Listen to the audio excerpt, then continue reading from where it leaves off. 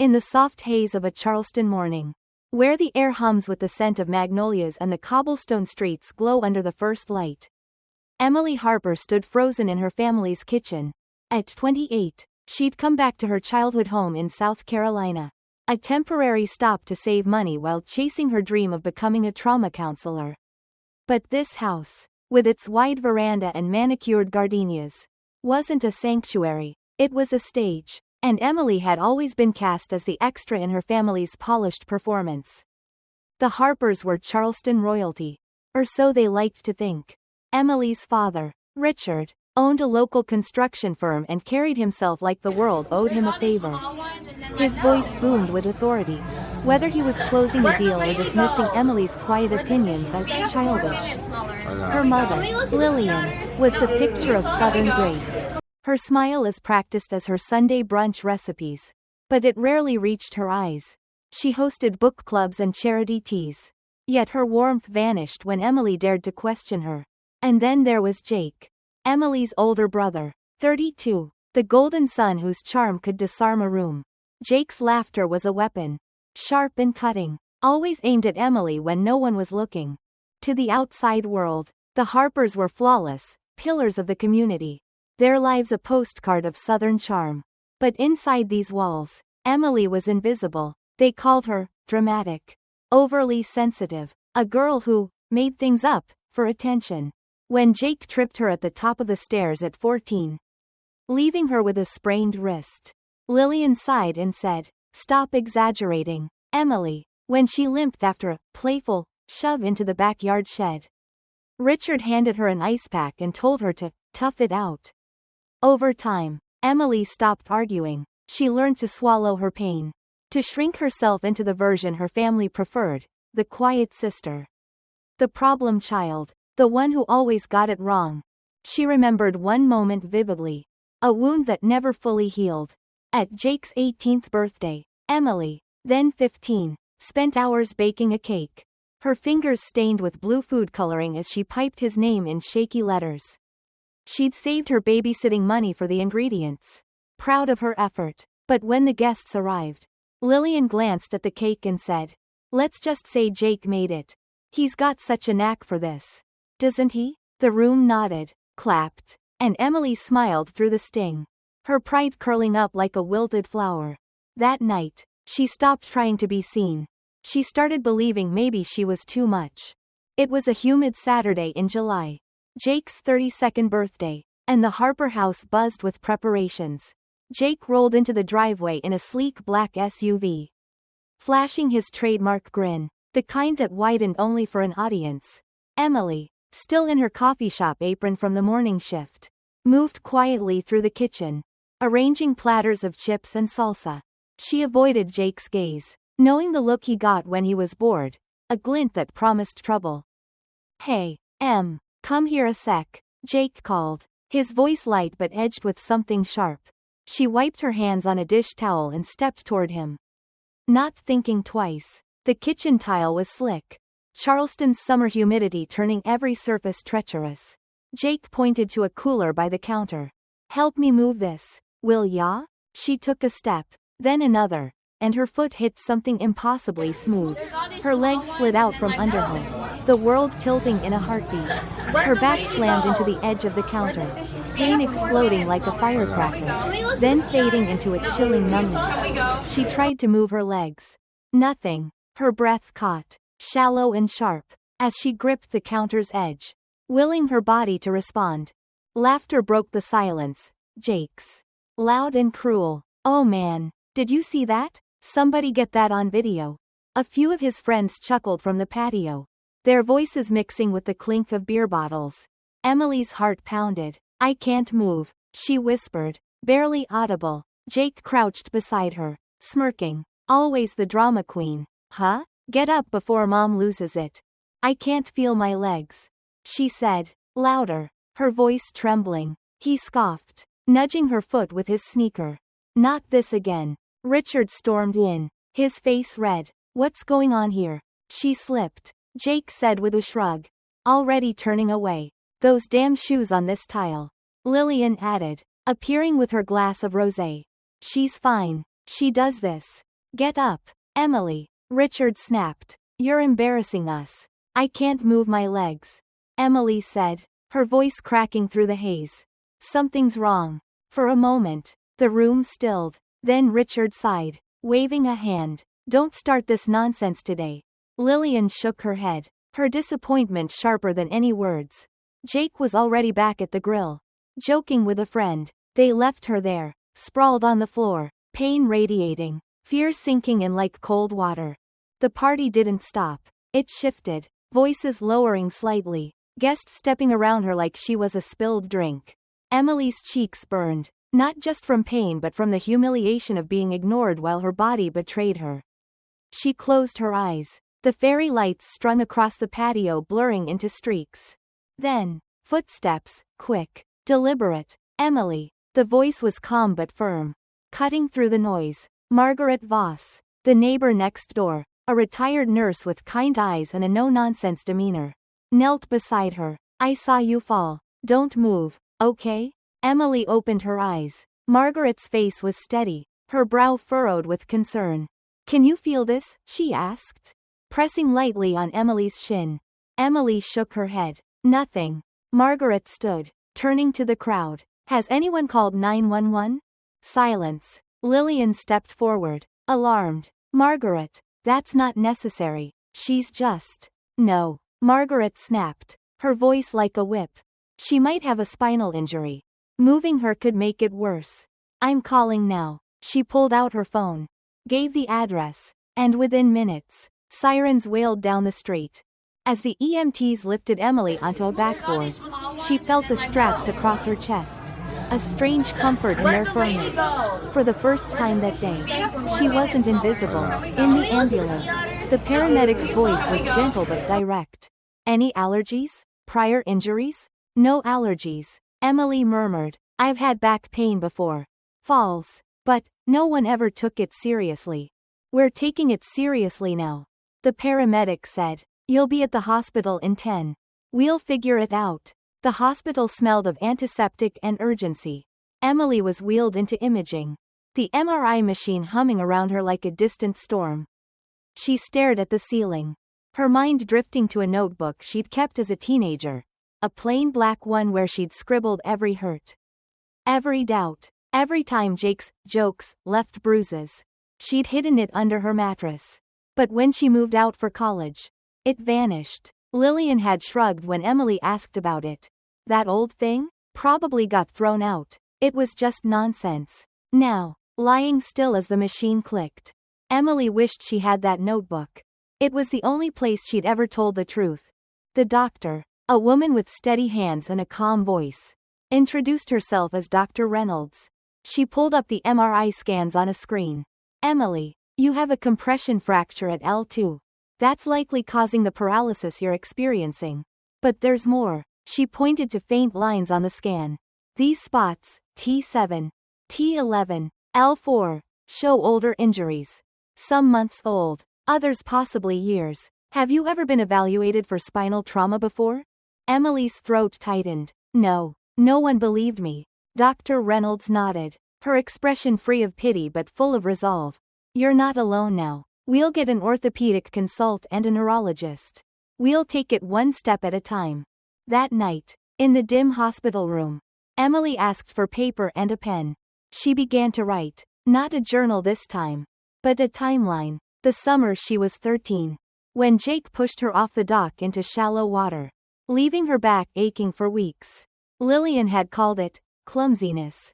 The winter she was 17, when Jake, accidentally, tripped her down the porch steps, and Richard told her to stop whining.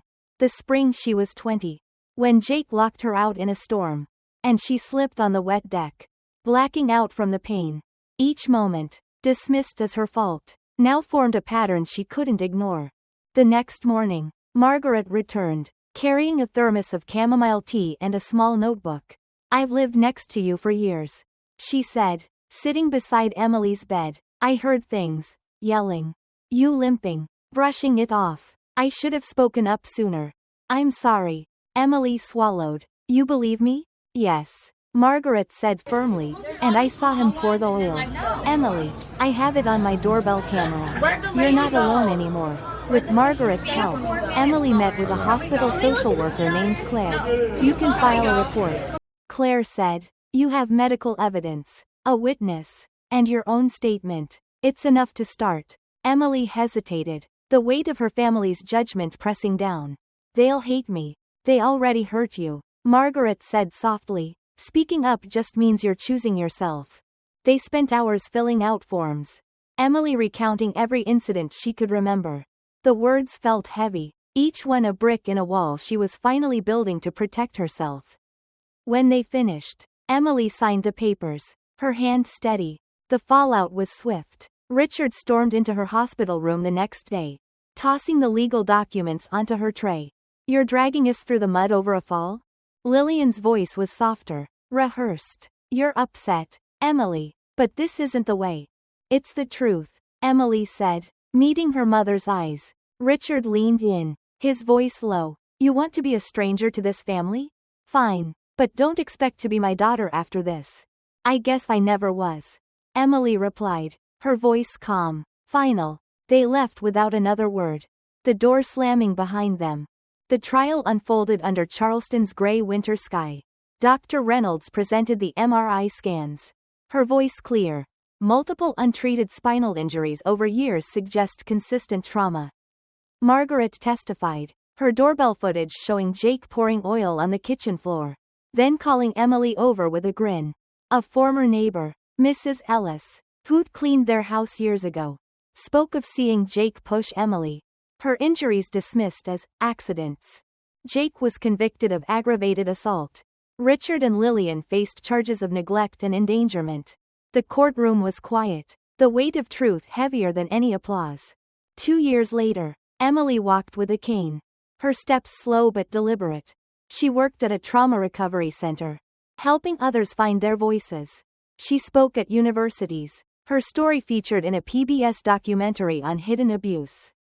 One evening, after a lecture, Lillian approached her, clutching an envelope, her face lined with regret. I was wrong, she whispered. Emily looked at her. I forgive you, she said, but you don't get to be in my life anymore. Lillian nodded, tears falling, and walked away. Back in her apartment, Emily found an old box in her closet. Inside was her black notebook. Not lost after all. Tucked within was a letter she'd written at 15. Never sent. To her late grandmother. They think I'm broken because no one hears me. It read, I wish you were here. You'd believe me. Emily cried. Not from pain, but from release. She wasn't that girl anymore. She was a woman who'd found her voice, who'd turned silence into strength. As Charleston's lights flickered outside her window, Emily stood, cane in hand, and whispered, I'm not invisible anymore. The air in Savannah hung heavy with the scent of jasmine and the weight of unspoken truths. In the quiet of a hospital room, where the hum of monitors blended with the faint buzz of a southern summer night, Sarah Bennett, 27, sat propped against a pillow, her hands clutching a piece of paper. It wasn't just any paper, it was a timeline. A map of her pain, written in her own unsteady handwriting. Each line marked a moment her family had dismissed. A bruise they'd called an accident. A cry they'd labeled as drama. But now, with the glow of an MRI scan still vivid in her mind, Sarah was done being silent. This was her story, and it was about to burn through the lies that had held her captive. Sarah's journey to this moment began on a sticky August evening, at her brother Ethan's 30th birthday party. The Bennett house, with its sprawling porch and magnolia-lined driveway, was a Savannah staple, a place where neighbors admired the family's charm but never saw the cracks beneath. Ethan, the golden son, had always been the star. His easy smile and quick wit made him untouchable.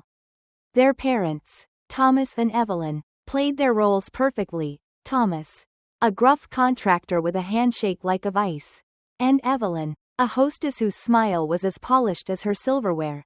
Sarah, though, was the shadow in their spotlight, the sensitive daughter who, in their eyes, always made a fuss. That night, Sarah fell, hard, on the kitchen floor, her legs sliding out from under her after Ethan called her over to Help with the cooler. The tile was slick with oil. A fact Ethan later shrugged off as an accident. The pain was immediate, searing, then gone, replaced by a terrifying numbness. I can't move my legs, Sarah whispered, but Ethan laughed, his friends joining in. Classic Sarah, always overdoing it, he said, nudging her foot like she was a prop in his show. Thomas barked at her to stop embarrassing us, and Evelyn, clutching her wine glass, sighed, don't ruin your brother's day. They left her there, on the cold tile, as the party hummed on. But Clara Thompson, the neighbor who'd lived next door for a decade, saw everything, a former nurse with a quiet strength. Clara didn't hesitate. She called 911, her voice cutting through the Bennett's denial. She's not faking, Clara snapped when Evelyn protested. She needs help, now. The ambulance arrived, and Sarah was whisked away, her family's voices fading into the distance. At the hospital, the truth began to unravel. Dr. Amelia Carter, a neurosurgeon with a steady gaze, showed Sarah the MRI results, a fresh compression fracture at L2. Explaining the paralysis, and older injuries at T7, T11, and L4, scars of trauma that stretched back years. These aren't new, Dr. Carter said. Some are months old, others years. Have you ever been checked for this? Sarah shook her head, her throat tight. No one ever believed me. Clara visited the next morning, her face set with resolve. I saw him pour the oil. Sarah, she said, pulling out her phone. My doorbell camera caught it all. The footage was damning. Ethan, glancing around, tipping a bottle of oil onto the floor, then calling Sarah over with a grin. It wasn't a prank, it was deliberate. With Clara's support, Sarah met Rachel Nguyen, a hospital social worker. You have evidence, Rachel said, sliding a stack of forms across the table. The MRI, Clara's video, your statement, it's enough to file a report. Sarah's hands trembled as she took the pen. They'll hate me, she whispered. Clara leaned in. They've already hurt you, Sarah. This is about you, not them. Together, they built the case. Sarah wrote a timeline, each entry a memory she'd buried. The summer Ethan pushed her off the backyard swing, leaving her back aching for weeks. The winter he tripped her down the stairs, blaming her clumsiness. The time he locked her outside during a storm, and she fell on the wet porch, blacking out from the pain.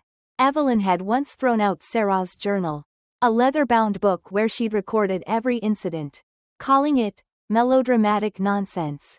But now, Sarah's words were her weapon, backed by medical proof and Clara's footage.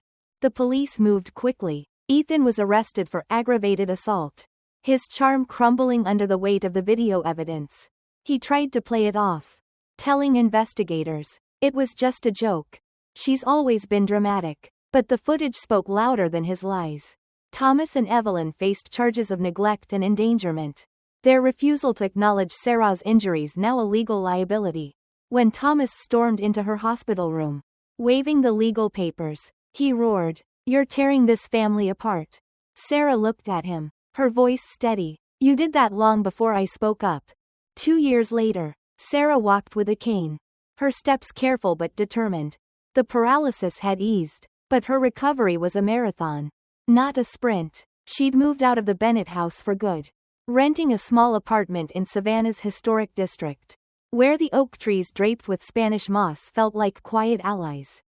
She found purpose at a trauma recovery center, counseling others who'd been silenced by those they trusted most. Her story became her strength, shared in small support groups, then larger venues, her voice growing steadier with each telling. One evening, after a lecture at Savannah State University, Evelyn appeared in the back of the auditorium. Her face was gaunt, her hands clutching a worn envelope. "Sarah," she said, her voice barely above a whisper. "I was wrong. I should have listened." Sarah studied her mother, the woman who'd dismissed her pain for years. "I forgive you," Sarah said, her words deliberate, "but you don't get to be part of my life anymore." Evelyn's eyes filled with tears, but she nodded and left, the door closing softly behind her. Back home, Sarah found a box tucked in her closet, one she hadn't opened since college. Inside was her old journal, Not destroyed after all. Tucked between its pages was a letter she'd written at 16. Addressed to her late grandmother. They think I'm too much. It read, Ethan pushed me again. And Mom said I was overreacting. I wish you were here. You'd believe me. Reading it, Sarah cried, not from sorrow, but from relief. She wasn't that scared girl anymore. She was a woman who'd reclaimed her truth. Sarah's story didn't stay quiet. Local news picked it up first. Then national outlets. Savannah woman's evidence sparks family arrests. The headlines read, her name wasn't always mentioned. But the Bennett house, with its iconic porch, was recognizable to anyone who knew the city. Strangers reached out, some sharing their own stories of hidden abuse. A message from an anonymous sender hit hardest. You made me realize I'm not alone. Her high school English teacher, Ms. Laura Hayes, sent an email. I saw the bruises. Sarah, I should have said something. I'm so sorry. Sarah didn't reply, but the words landed like a quiet gift. She wasn't invisible anymore. Sarah became a sought-after speaker. Her talks at universities and community centers drawing crowds. A PBS producer contacted her, featuring her story in a documentary on overlooked abuse cases. At one event, Clara sat in the front row, her smile a steady anchor. Sarah began her speech with a line that silenced the room. I used to beg to be heard. Now I speak so no one else has to. Her message was clear. Truth could shatter silence. And healing began with being believed. Sarah's cane wasn't a sign of weakness but a testament to her resilience. As she stood at the podium, the city lights of Savannah flickering outside, she knew she'd built a life from the ashes of her past. And if her story inspired even one person to speak, it was enough.